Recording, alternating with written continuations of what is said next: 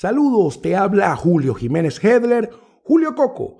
Este es un microbeta especial de actualización sobre la guerra rusa en Ucrania, dirigido solo a nuestros suscriptores Patreon y usuarios en bolívares. Un microbeta especial y necesario de actualizar para ti a raíz de los anuncios que dio el presidente ruso Vladimir Putin el día 21 de septiembre, hace exactamente 2 días, lo cual tiene un contexto que tiene aproximadamente un mes, cuando las autoridades de Ucrania informaron una operación militar de contraofensiva para recuperar militarmente los territorios que habían sido tomados por las fuerzas rusas. Pero eso coincidió con un anuncio de las autoridades rusas donde se indicaba que estas fuerzas rusas iban en repliegue y que se iban a concentrar en la región del Donbass, de Gerson y de Zaporilla. No sé muy bien, no hablo ruso. No sabemos qué ocurrió primero, si es que el ejército ruso se retiró por el gran éxito de la contraofensiva ucraniana o si la contraofensiva ucraniana triunfó porque los rusos estaban de retirada, pero así fue ocurriendo a tal punto que las fuerzas militares ucranianas, con un conjunto de victorias y tomas institucionales de ciudades, de campos, de carreteras, de vías de comunicación, pero también con acciones militares que cortaban la cadena de suministros del ejército invasor ruso, el hecho es que la guerra salió del punto muerto y se reconfiguró. Pero a principios de septiembre, el 1-2 de septiembre, se dio lo que muchos negaron que iba a ocurrir, y es que Gazprom, que es la empresa energética rusa, anunció el corte del gas para Europa por el gasoducto Nord Stream, lo cual evidentemente es un golpe muy duro porque se acerca el invierno. Gazprom sacó un video propagandístico bastante fuerte, bastante ofensivo contra toda Europa, porque evidentemente esto pone en una situación complicada a varios países europeos, principalmente a Alemania, a Hungría, a la República Checa, entre otros. Desde ese momento del anuncio del corte del gas hasta la fecha han transcurrido aproximadamente 3 semanas y ahora vamos a lo que en su momento creo que solamente las fuentes financieras y económicas previeron, más las fuentes militares y fuentes políticas, como por los occidentales por lo menos negaban o no lo daban como una posibilidad. Y es que el anuncio que dio el 21 de septiembre Vladimir Putin consiste en que termina la operación especial militar en Ucrania, que ese fue el nombre que le dieron a la invasión, y ahora llama a una movilización parcial. ¿Qué significa esta movilización parcial? Que Rusia tiene aproximadamente 1 millón de exmilitares, de reservistas, de hombres y mujeres formados en las artes militares, y que va a convocar a 300.000 de ellos. No es como se están diciendo en muchos medios que están reclutando gente, no. Van a llamar a 300.000 reservistas para una movilización hacia estas zonas específicas de Ucrania y de toda la frontera rusa con Ucrania y otros países. Esto es sin precedente. Hay analistas que indican que es una muestra de debilidad de Vladimir Putin. Las fuentes internas dicen que es una acción absolutamente defensiva, dado que Occidente, en este caso Estados Unidos y la OTAN, están inyectando muchísimos recursos financieros y militares en Ucrania, y que en preservación del territorio y el pueblo ruso, bueno, ahora la guerra parece que sí va en serio, es lo que indican las fuentes rusas. Y esto en el entendido que toda esta guerra comienza y que tiene toda una historia de varios años por los territorios del Donbass y 2 territorios nuevos, donde Vladimir Putin indicó que se apoyaban los referendos separatistas de estas zonas para anexarse a Rusia, lo cual evidentemente no sería reconocido por una inmensa cantidad de países del mundo, pero si eso ocurriese y fuese legal para la Federación Rusa, bueno, ya eso sería territorio ruso, sería pueblo ruso y tendrían la legalidad interna para tomar definitivamente estos territorios con sus instituciones, sus bienes, sus empresas, su salida al mar, etcétera, de una manera mucho más contundente. Y cuando hablamos de más contundente, vamos al tercer punto importantísimo del discurso de Putin, y es que dejó entrever que no tiene miedo de usar armas militares. A diferencia de lo que dicen muchos analistas, por lo menos las transcripciones, las traducciones al inglés y al castellano del discurso de Putin, voy a citar solamente dos de ellas. Putin dijo, en una traducción que encontré muy parecida en varios medios, dijo lo siguiente: aquellos que intenten chantajearnos con armas nucleares deben saber que los vientos pueden soplar también en su dirección.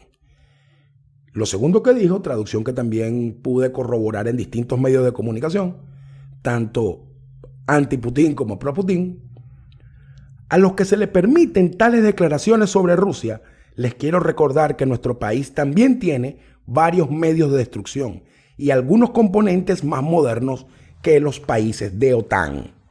¿Qué significan estas dos frases de cara a todo esto? Más allá de que sí se puede tomar como una amenaza directa del uso de armas nucleares, pero cuando vemos los dos ítems importantes anteriores de su discurso, evidentemente cargado de nacionalismo, es de lógica que lo que sí va a ocurrir es que Putin por todos los medios va a instalar armas nucleares en suelo ucraniano. Se va a apropiar de esa tierra con toda su intencionalidad y va a poner allí armas nucleares, lo cual cambia completamente el juego. Desde la contra, los principales países de Occidente, Estados Unidos, han dicho que si Putin se atreve a usar armas nucleares, la respuesta será contundente, será fuerte, que no lo haga, que será peor. Pero ¿qué es lo peor? ¿Están dispuestos Francia o Alemania o Estados Unidos a una hecatombe nuclear con Rusia? Yo creo que no. Yo creo que seguirían escalando las sanciones políticas, las sanciones económicas y los bloqueos. Y como Putin sabe eso, se da el lujo no solamente de amenazar, porque yo realmente, y es lo que el fondo de este microbeta, yo creo que Putin no está amenazando. Yo creo que Putin, independientemente de que pueda tener o no una estrategia errada, y por eso yo siempre he dicho que hay que contenerlo, no es un hombre de amenaza, es un hombre que hace las cosas, ¿no? En ese mismo respecto, cuando Vladimir Putin dice que tiene algunos componentes más modernos que los países de la OTAN, se está refiriendo a dos casos. Primero, que tiene bombas nucleares de bajo alcance, de impacto controlado, y tiene armas electromagnéticas.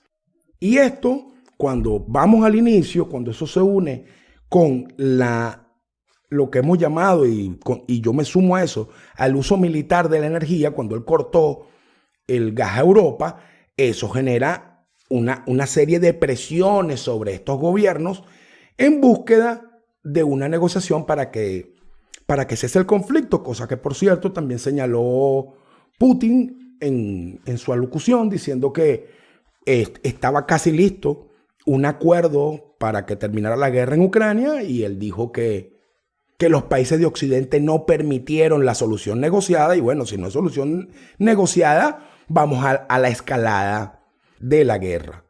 En ese respecto, ¿qué es lo que pasa con las sanciones? Y quiero profundizar un poco con esto. Las sanciones no han tenido sobre Rusia el impacto que se esperó. Han tenido salidas, ha tenido maniobra, el juego de cobrar el gas en y el petróleo en rublos, el que todo el mundo necesite de su energía, que India, que Pakistán, que China le compren lo que no le está vendiendo Europa o lo que Europa no le puede pagar en rublos, no lo ha puesto en los aprietos que deberían, porque en general las sanciones económicas existen como mecanismo de presión, en primer lugar, para que no haya maniobra, para que no tengan dinero para hacer las cosas que están haciendo, pero en segundo lugar, para que las poblaciones, para que las sociedades en malestar se alcen, hayan quiebres internos que permitan sustituir a los gobernantes y a los regímenes políticos.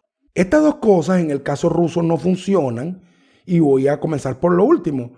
ya en los últimos 6 meses, 8 meses desde que inició el conflicto, grandes jerarcas rusos, empresarios, científicos, exdirigentes de instituciones, líderes políticos aparecen muertos en extrañas circunstancias. Usted y yo sabemos qué es lo que pasa. Los disidentes, todo aquel que conspire contra Vladimir Putin es asesinado inmediatamente. Tienen un sistema de inteligencia bastante potente.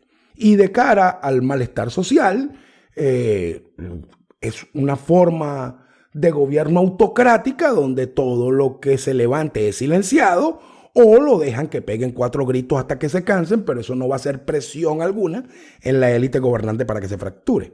En cambio, la devuelta que hace Putin con el gas es bastante fuerte, porque eso pone una presión económica sobre los gobiernos.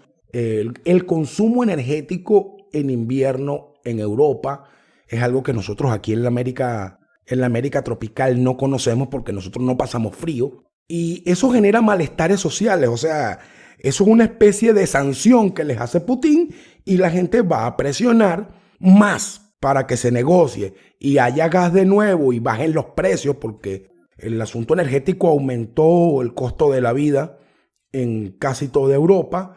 El costo de la energía tiene que ver con todo, de paso que tanto Rusia como Ucrania son productores de semillas y de alimentos de primer orden mundial. Y estos desequilibrios ya están generando malestares que están afectando a los gobiernos. Por tanto, este es un juego que estaba en un punto muerto, como lo dije varias veces, salió del punto muerto para un punto activo y el punto activo es de una mediana incertidumbre. ¿Por qué de mediana incertidumbre? Porque de una u otra manera se cree que Putin no va a hacer ciertas cosas. Yo creo que es capaz de hacer todas las cosas. Creo que subestimar a Putin y más si en efecto lo que ocurrió fue que la contraofensiva ucraniana funcionó. Creo que es de cuidado y creo que entonces este conflicto va a ser más largo de lo que todos creímos, incluido Putin, incluido Zelensky, incluido Macron, incluido Scholz, incluido el mismo Biden, ¿no? ¿Por qué? Porque la movilización de 300,000 conscriptos, soldados, tropas, es algo que es tiempo y es dinero. Porque la movilización de armas nucleares y apuntarlas es un cambio de estrategia, incluso tecnológica. Y que esto ocurra en el invierno europeo pone las cosas en el ámbito socioeconómico de otra manera, donde los malestares internos de Rusia, Vladimir Putin puede calmarlos con relativa facilidad, pero en el mundo democrático no son calmables ni entendibles. En mi conclusión, yo creo que estamos en un conflicto a largo plazo, un conflicto de ese estilo como los que hacía Estados Unidos, que iba a un país, hacía las cosas y después no se podía salir, como por ejemplo en Irak. Lo invadieron en 2003, estamos en 2022 y todavía están allí. O cuando invadieron Afganistán y se salieron hace poco y bueno, ya el Talibán está gobernando otra vez. Yo creo que estamos viendo esto, pero del lado ruso, con filosofía rusa, con intereses nacionalistas rusos. Quiero cerrar esto con una reflexión para usted que es mi querido suscriptor. Como analista uno ve las tendencias y ve los comportamientos y hay cosas en las que uno de verdad, de corazón, uno quiere estar equivocado porque no quiere que ocurran. Por eso yo reitero mi rechazo total a la política global de Vladimir Putin y su pretensión de romper el orden a lo macho, sabiendo que también es una potencia. Yo creo que Vladimir Putin tiene que ser contenido de inmediato, pero como está planteado el juego, Vladimir Putin no ha podido ser contenido. Ahora, como practicante de la política, que fui muchos años y lo cual me trajo una maduración, la reacción de la política es tardía porque siempre se apuesta a las buenas intenciones para solucionar los conflictos. Pero es que la guerra es una continuación de la política o la política es la guerra en tiempos de paz y democracia. Yo creo que seguir jugando a la diplomacia o a la diplomacia común con Putin es un error. Pero también creo un error pretender llevar esta guerra hasta el final, sabiendo que Vladimir Putin al final de cuentas sí tiene bombas nucleares y está dispuesto a usarlo. No soy quien, no tengo el nivel científico, ni político, ni la proyección para decirle a ninguno de los gobiernos poderosos del mundo qué deben hacer en este momento, pero lo que sí sé es que no se están haciendo las cosas para que el conflicto culmine prontamente, ni se están haciendo las cosas para que los impactos de ese conflicto no sean globales. Te habló Julio Jiménez Hedler, Julio Coco. Muchas gracias por tu suscripción. Recuerda que estamos en septiembre, la nueva suscripción del trimestre octubre-diciembre. Debes renovarla si eres usuario en bolívares esta semana para la edición de Axones que saldrá el 1 de octubre. Muchísimas gracias.